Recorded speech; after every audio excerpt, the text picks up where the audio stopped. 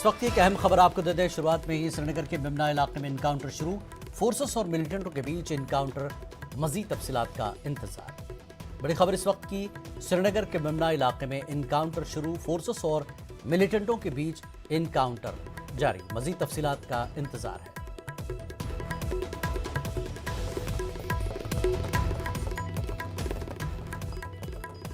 एक बार फिर आपको बता दें कि इस वक्त की बड़ी खबर यह है कि श्रीनगर के बिमना इलाके में इनकाउंटर शुरू हुआ है, फोर्सेस और मिलिटेंटों के बीच इनकाउंटर शुरू हुआ है, मजीद तफसीलात का इंतजार है।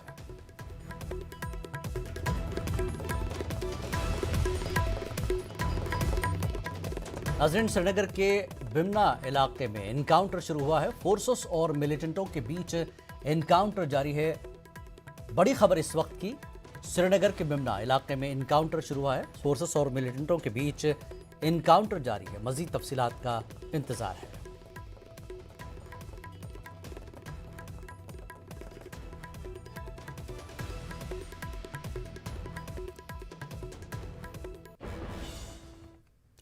आगे बढ़ेंगे, जिला पुलवामा के वहीभुग इलाके में सिक्योरिटी फोर्सेस